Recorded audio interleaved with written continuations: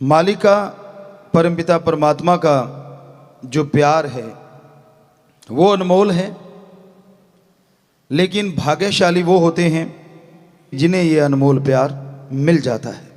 प्यार के आज के दौर में मीनिंग्स बदल गए हैं, मायने बदल गए हैं, क्योंकि लोग सोचते हैं कि जो दुनियावी रिश्ते हैं शायद यही प्यार है। जितने भी दुनियावी रिश्ते हैं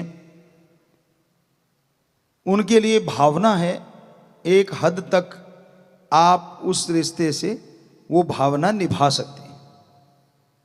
हद से जब आप गुजर जाते हैं तो वो मोह ममता बन जाता है, जिसके लिए आने वाले समय में आपको दुख भोगने होंगे। हद से ज्यादा प्यार किसी से भी कोई करता है, मालिक ना करे, उनमें से अगर कोई चला जाता है तो दूसरा रहे कैसे। हद से ज्यादा प्यार एक से करो जो कभी जाता नहीं, और वो है ओम हरि अल्लाह वाहिगुरु सतगुरु राम। कभी बिछोड़ा नहीं देता, कभी दूर नहीं होता, हर पल हर समय हमारे साथ रहता है, कण कण में जर्रे जर्रे में वो मौजूद है। तो ऐसे परम पिता परमात्मा को अगर सच्चे दिल से याद करोगे, तड़प के याद करोगे, तो उससे एक बार तार जुड़ गई, वो तार टूटती नहीं। चाहे काम वासना क्रोध लोभ मोह अहंकार मन माया कितना भी जोर लगा लें, वो तार इतनी जबरदस्त तरीके से जुड़ती है, उसके लिए दुनिया या ये सातों चोर कोई मायने नहीं रखते। पर इसके लिए पहले अभ्यास जरूरी है, सुमरन करना जरूरी है। तो आप जब भी आपको समय मिले कोशिश कीजिएगा, एकांत में या अपने कमरे में डिम लाइट, अगर अंधकार में आपको डर नहीं या ऐसा फील नहीं होता कुछ, तो बिल्कुल अंधेरे में आप बैठे, पालथी मार के जैसे आप बैठे हो, अपना ध्यान यहां जमा के और सुमरन कीजिए। बड़ा मजा आता है। कई बार होता है क्या और भी सॉल्यूशन है। ठीक है, आपके कमरे में लाइट है, आपको लगता है कोई आपके साथ हैं परिवारजन, वो अंधेरे में नहीं सो सकते, तो एक पट्टी बना लीजिए कपड़े की, हल्की सी कॉटन की या जो भी कपड़ा देसी जैसा आपको लगे, अच्छी धुली हुई हो, बढ़िया फ्रेश, खुशबू नहीं आनी चाहिए उसमें, तो वो अपनी आंखों पे बांध लो हल्का सा सुमरन के टाइम। बिल्कुल लाइट कपड़ा हो तो यकीन मानो वो लाइट में भी आपको अंधेरा महसूस होगा, और बाकी लाइट में पड़े हैं तो पड़े रहने दो। तो आपके लिए, क्योंकि आंखें डिस्टर्ब करती हैं, अब जब भी आप दिन में बंद करके देखो, एक रेडिश, एक लाल पर्दा सा आंखों के सामने दिखता रहता है, क्योंकि ये पलकें आंख को बचाने के लिए है, लेकिन इसके अंदर से लाइट हमारी आंखों में आती है। तो उससे क्या डिस्टर्ब होता है बंदा, उसका जो ध्यान है वो डिस्टर्ब होने लगता है। तो जो साधक हैं, जो समाधि में जाना चाहते हैं, वो ओम दाता रहबर एक होते हुए खंडों ब्रह्मंडों में सैकड़ों त्रिलोकियों में वो रहता है। इच्छा तो होती है उसको देखना चाहिए वो एक है कैसा, तो इस तरह उसे आप देख सकते हैं। सुमरन करने लगो, हो सके तो अर्ली मॉर्निंग 2 से 5, जिसे ब्रह्म मुहूर्त कहा गया है। अलग अलग धर्मों में अलग अलग नाम है। अमृत बेला, बांगे वक्त, फर्ज,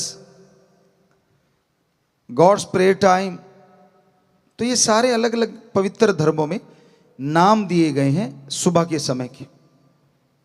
और नासा साइंस केंद्र कहता है ऑक्सीजन प्योर एंड मोर होती है कि early morning between 2 to 5 oxygen pure and more. If you do the practical method of meditation, then your soul power awake and up upside। Soul power, आत्मिक शक्तियां आपके अंदर बहुत ज्यादा हैं। सुना होगा आपने कि संत उड़ा करते थे, उसका मतलब यह नहीं है कि वो पंख लगा के बॉडी समेत उड़ जाते थे। जो रूहानी संत होता है, सूफी संत होता है, बॉडी वहीं रहती है, लेकिन आत्मिक तौर पे वो खंडों ब्रह्मंडों को पार करके परमपिता परमात्मा से जुड़ा रहता है। एक किसी महापुरुष की हमें बात याद आती है कि उसने कुछ मांगा अपने सदगुरु से सत्संग में बैठे बैठे, और हाथों हाथ पूरा हुआ। तो उस मुर्शिद के पास जाके वो मुरीद बोला, गुरु के पास शिष्य गया और बोला, हे गुरु जी, आज मेरे साथ ऐसा हुआ, मैंने ये चीज मांगी, मुझे पल में मिली, पहले नहीं हुआ। तो गुरु जी मुस्कुराए, कहने लगे, बेटा पहले तेरा सुमरन उतना नहीं था, दूसरी बात तेरा ध्यान एकाग्र नहीं था, कौन आया, कैसा बैठा है, कपड़े कैसे हैं, खास करके बेटियों को बहुत होता है, बेटे भी खैर आज नेक टू नेक मुकाबला है, ऐसा तो नहीं है, तो वो चेक करते रहते हैं, अच्छा कौन कैसे बैठा, अरे भाई तू बैठ गया, दूसरे से क्या लेना है, लिब लगाना भगवान के साथ, पर इसी में निकल, अच्छा कौन सा कपड़ा, कितने रुपए का, बहनों में ये चल पड़ता है। तो कहने लगे आपने ध्यान उधर से हटा के अब सतगुरु के चरणों में जोड़ा है। और कहता गुरुजी फिर आज एकदम से कैसे पूरा हुआ, क्योंकि कहते तू साधक है। गुरु कहने लगे आज तूने एकाग्र चित्त से सत्संग सुना, देखता रहा, और जब तू मांग रहा था तब हमारा ख्याल और हमारा हाथ अपने ओम हरि अल्लाह राम से जुड़ा हुआ था, इसलिए तूने जो मांगा डायरेक्ट मिल गया। अब सोचो आप, छोटी बात नहीं है ये। सत्संग में आके बैठते हो, अगर आपके अंदर विचारों का तूफान यूं ही चलता रहता है, एकाग्रचित होके सुनते नहीं, तो फकीरों का तो ध्यान मालिक से जुड़ा रहता है। आपको बताया कि आपसे बातें कर रहे हैं, व्याख्या कर रहे हैं, लेकिन सिक्स सेंस कह लो या अंतर ध्यान कह लो, वो मालिक से जुड़ा रहता है। और जब मालिक की चर्चा होती है तो मालिक आपके अंदर तो है ही, लेकिन फिर वो जाहरा तौर पे भी घूमता होता, सबको आशीर्वाद देता है, और जैसी भावना वैसा फल मिलता रहता है।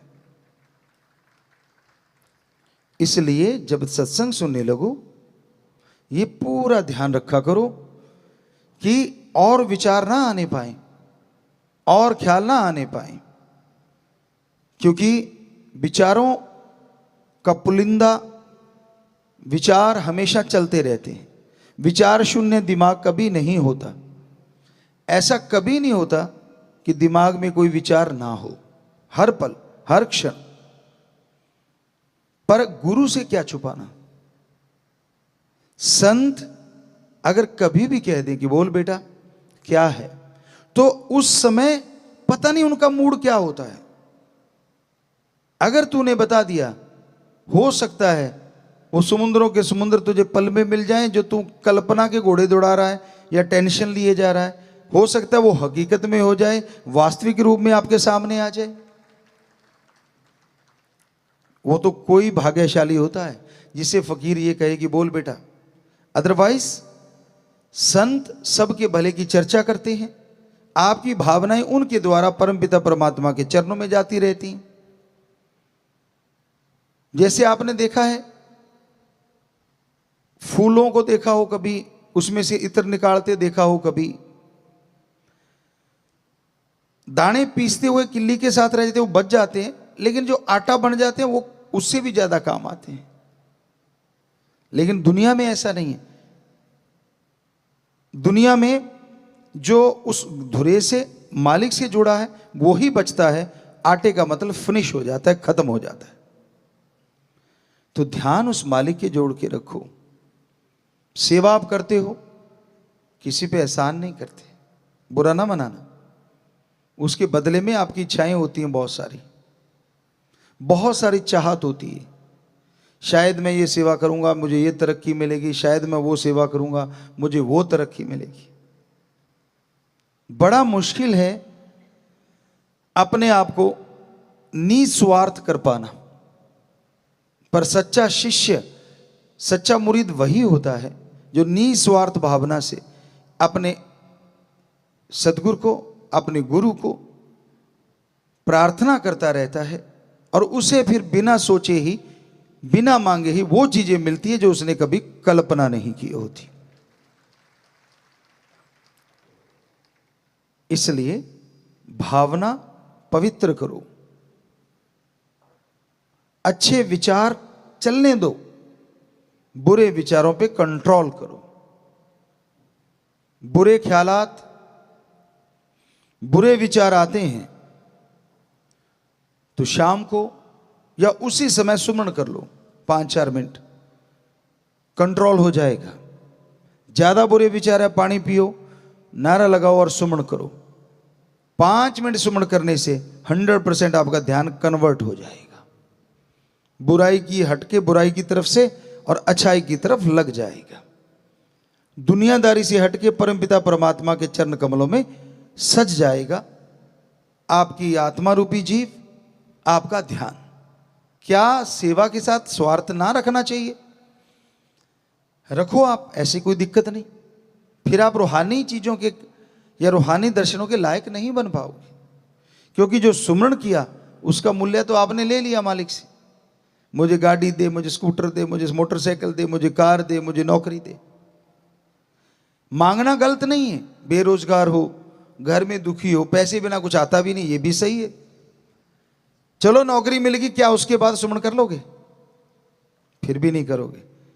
फिर शुरू हो जाता है अब तरक्की हो जाए, तरक्की के साथ साथ ये साथ वाला बढ़ रहा है, ये नीचे गिर जाए, ये प्रोग्राम शुरू हो जाता है। वो दिन याद करो जब आप तड़पते थे, एक बार नौकरी लग जाए फिर तो राम का नाम लूंगा। क्या वायदे पे रहे पक्के? मां की गर्भ से वायदे तोड़ने शुरू हुए हो और लगातार तोड़ते ही जा रहे हो। तो भाई कोई तो वायदा निभाया करो, दृढ़ यकीन रखा करो अपने गुरु पे, अपने सतगुरु मौला पे। बुरा नहीं कर सकता वो किसी का, पर नाटकबाज ना बनो। ढोंगी ढकोसले ये सही नहीं होते। साफ दिल रूह आत्मा ही मालिक के नूरी स्वरूप के दर्शन करती है। और यकीन मानो फकीर में भी मालिक के दर्शन होने लगते हैं। कैसे? सभी धर्मों में ये बात लिखी है कि वो परम पिता परमात्मा कण कण में, जर्रे जर्रे में मौजूद है। आप उसको अपने अंदर से महसूस तब कर पाओगे जब ध्यान एकाग्र करके अच्छी तरह से यहां पे पहुंच के सुमरण करोगे। फिर ध्यान जमेगा, फिर आपकी आत्मा कंसंट्रेट होगी, फोकस यहां आएगा। उसमें खिंचाव भी पड़ सकता है, हल्का हल्का मीठा दर्द जैसा एहसास भी हो सकता है, और किसी को कुछ भी नहीं होता। दोनों तीनों बातें हैं। और उसके बाद सफर शुरू होता है आत्मा का परमात्मा तक। ये योगा में अलग चक्कर होते हैं, यहां से लेके यहां तक 7 चक्कर बोले जाते हैं, लेकिन ये 10वां द्वार या इस तक आने के लिए रूहानी सूफियत में योगा करने की जरूरत नहीं, लेकिन ध्यान में बैठ के मेडिटेशन, गुरु मंत्र नाम शब्द का जाप करना जरूरी होता है। तो उसके बाद आत्मा का सफर शुरू होता है। जैसी वो लाइट नजर आई, ध्यान जमना शुरू हुआ और आप छोटा सा एक तारा सा नजर आता है। जाप करते करते करते करते वो वाइड होता चला जाता है, बड़ा होता चला जाता है और फिर प्रकाश में बदल जाता है, जिसका मतलब होता है कि हां, अब आपकी आत्मा लगभग लगभग कंसंट्रेट कर चुकी है। और फिर शब्द बंद हो जाते हैं। जीभा या जो ख्यालों में भक्ति कर रहे होते हो आप, आते ही प्रकाश ऑटोमेटिकली बंद हो जाता है। अब आपकी आत्मा अनहद धुन को सुनना शुरू कर देती है। ये शब्द तो फानी है, जो आपको गुरु मंत्र मिलता है, परमात्मा का नाम है, वो लासानी है, कभी खत्म नहीं होता। ये शब्द इस दुनिया तक सीमित है, और इस दुनिया से वो प्रकाश आता है तो आत्मा डिस्कनेक्ट हो जाती है।